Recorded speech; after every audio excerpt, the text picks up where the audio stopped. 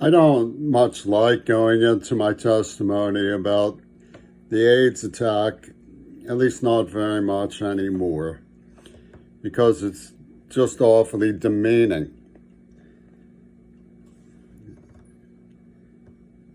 It's particularly vulgar when somebody like Vanessa Nakate angles their home invasion at me to disregard the circumstances I have described, to rehash humiliating, terrible things for the help of Obama. It's demeaning. But vulgarity is on high, and humiliation is no lie too low for Barack. No humiliation is too degrading for the Obamas. And they insist that I go into it yet again. We know from what the Israelis have been doing to Gaza for the last 2 months how little Peter Gabriel, David Geffen, the Zionist who funded Obama, ever cared about AIDS victims.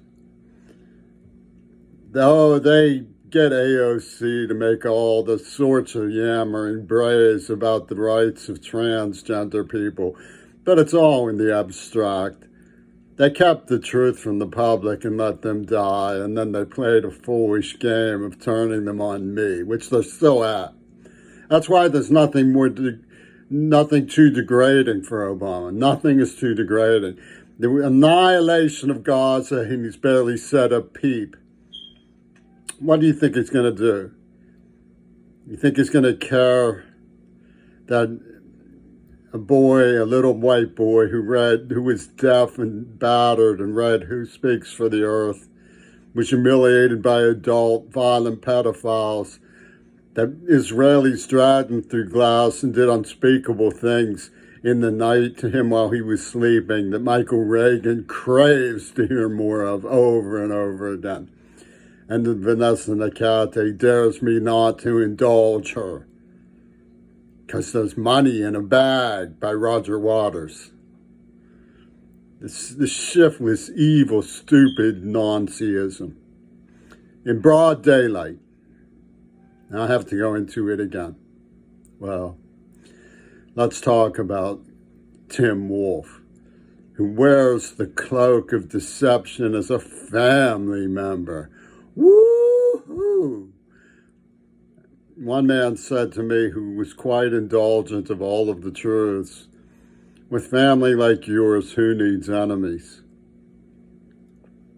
For psychiatric safety, meaning safety from the people who castrated me over a virgin and Ripper murdered Shannon Harps over a penny,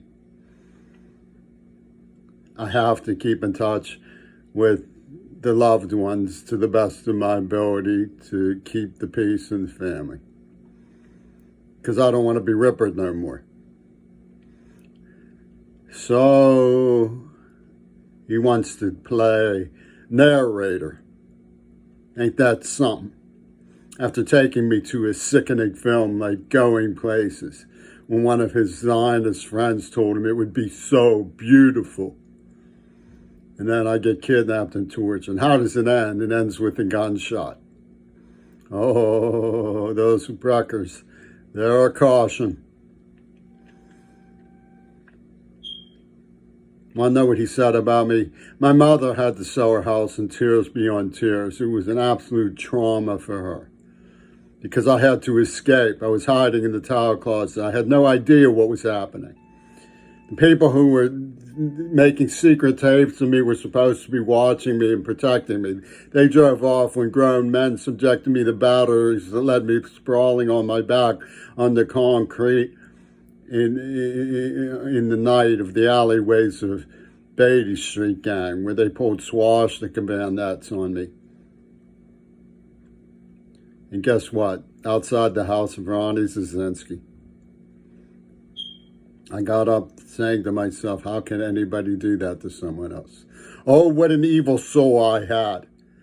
Want to know what he said, Tim Wolf, about me as I sat in terror trauma in his Baltimore house, dining room, listening to Night Watch by King Crimson over and over and over and over and over again, wanting only to play the Mellotron in the studio at where he worked at Maryland Public Broadcasting while he corrupted my morals. Want to know what he said about me? Because this is the only truth that you're ever going to get from his mouth. He said you weren't much of a person then.